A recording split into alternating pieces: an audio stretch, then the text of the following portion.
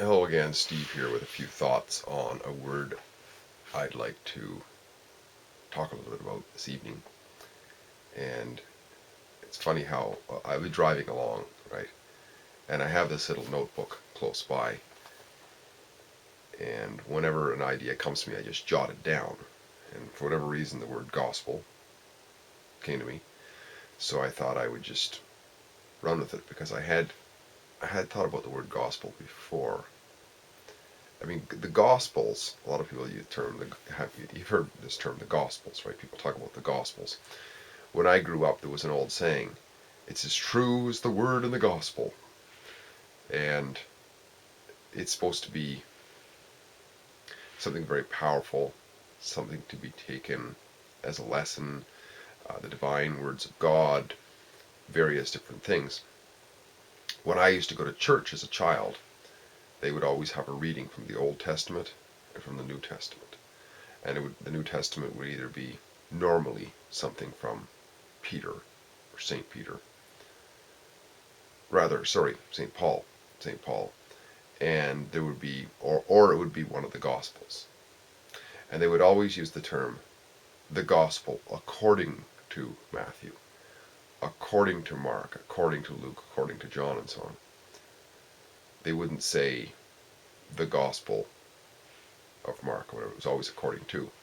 I thought that was always interesting because by saying that, they weren't saying it's the truth. It was almost like they had plausible deniability built into their statements. But I didn't really think about it too much then. But I just thought I'd have a look at it again in its origin, what it actually means in its origin, the word gospel. Now I had looked this up before, and what I see here is that it says gospels from the Old English, originally called Godspell, from God, which could have meant good, in brackets, plus spell, in brackets, news or story.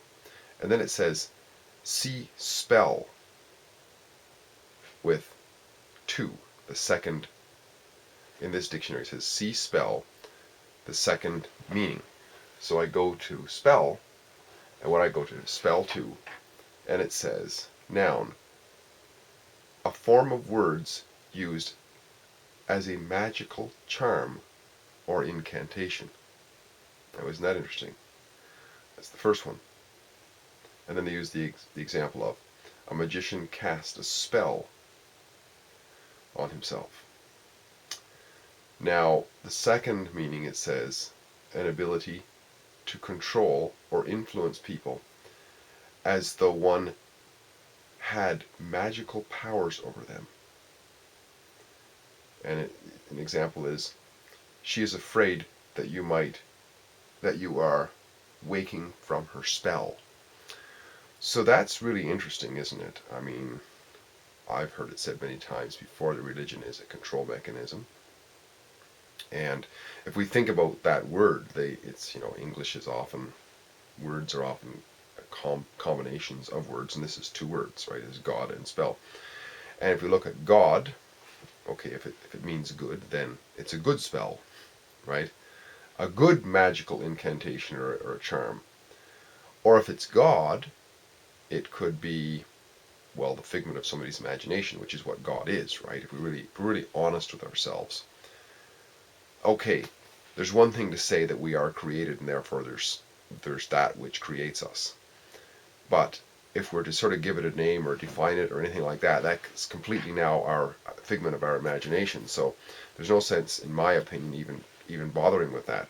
So anytime anybody comes around with a God spell, well, they must have a concept of God, and they're putting a spell on you. So that's a figment of somebody's imagination. And I don't think that any kind of magic that we're going to be... I mean, magic is not to be taken seriously if we're rational, coherent, and empirical and honest people. It might be something to have fun with. It might be something to talk about and imagine and so on. But to think that magic is some sort of reality is to the extent of which we are not being rational, I would say. At least, I'm open to it. If somebody wants to show me some magic, I'd be interested to see it. So I think that it's interesting that how seriously people take things like Gospels. I think it's an indication as to just how far we human beings can operate outside of rational consistency. Because people, so many of us, and I've been in that camp as well, and still am sometimes, can be rational one moment and in the world of mysticism the next. It's almost like it's double-minded, right? It's there is something and there isn't something within a matter of maybe minutes or hours or something like that. I mean, think about it, somebody will drive to church. The driving to church is very much rational. It's very much empirical. I mean, you got to turn that steering wheel to get around that corner that you're turning into the church parking lot. And then into a world of mysticism, into a world of the Godspell. It's really quite interesting. I think a lot of people are unconscious of the dishonesty of this, and because there's this, at least there's lip service paid to the truth of it. I think in terms of our quality of life, and if that quality is in any way reflected into or translates in ourselves as a concept of freedom, I think what we can learn from this is the first place we have to start is with ourselves. We have to, in order to free ourselves, we must free our minds of delusions, right? Because delusions can lead us astray. And if we're to take the word gospel for what it actually means in origin, as a God spell, or even if it's a good spell, even if it's good magic, it's like good nothing, right? It's because magic is just made up a fantasy. That's where it belongs. It belongs in the realm of fiction, which can be entertaining, which can be, metaphor and so on, and all of this, even gospels, gospel stories can be used for lessons and metaphor and so on.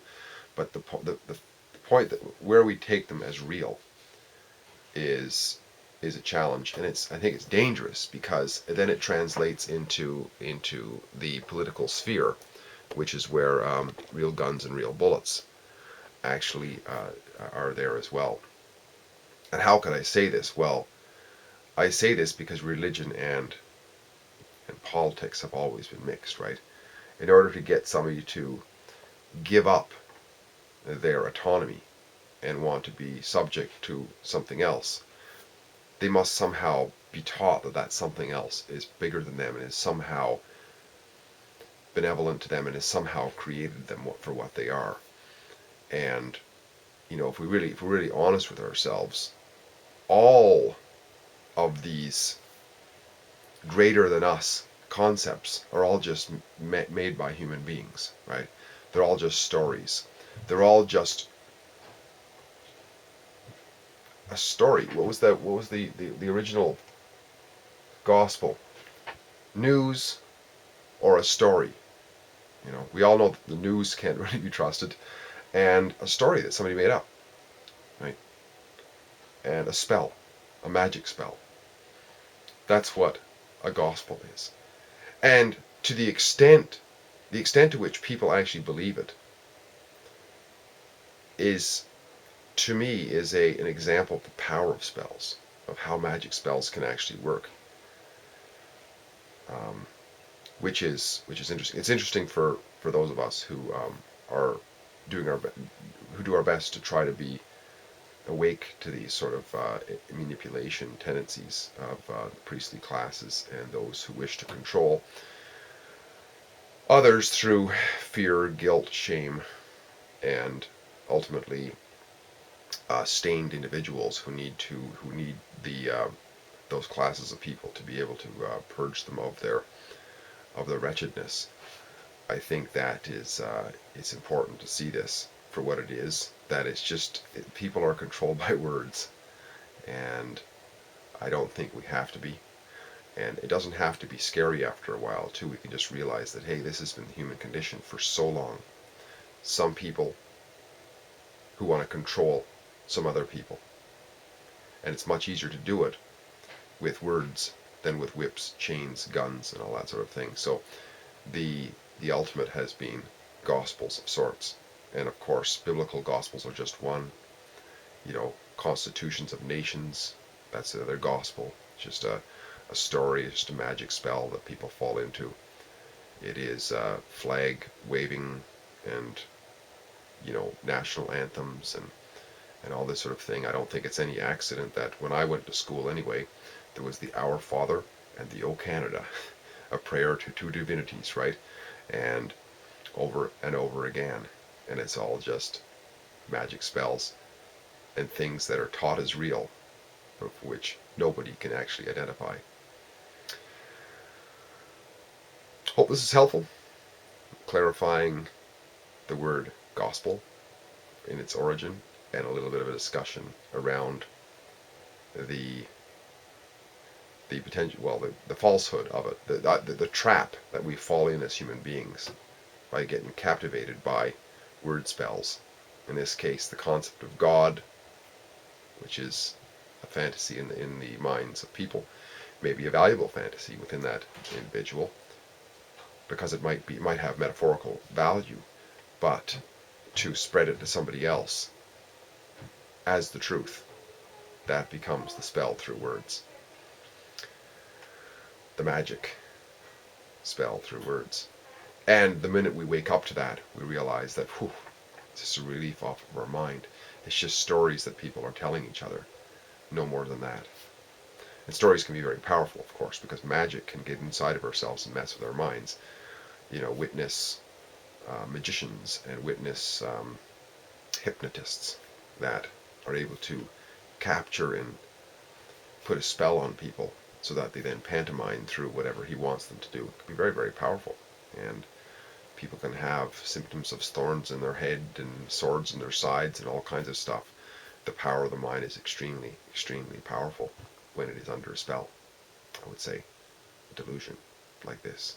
A psychosis is what it really is. And when we recognize it, it is not necessarily, just because we recognize it, is easy to let go of. Because, like any addiction, there is withdrawals. There can be mourning. There can be a sense of loss and emptiness and directionlessness when one wakes up to his or her own delusions, and maybe would become angry for a while for the lies that have been told all those years. Nevertheless, I think it is important for us, if we want to be free, to be able to clear our mind and direct it along the lines of what we can be sure is true within ourselves, rather than stories, spellbinding stories told by others as the truth, under the threat of, eternal damnation, a jail, fines, ostracism, all sorts of things. Anyways, I forgot one more. YouTube trolling and other forms of internet slander and just meanness, basically. When we can get beyond all that as well, we will be one step closer to freedom. Hope this is helpful. Steve here again. Great chatting. Talk again soon. Bye for now.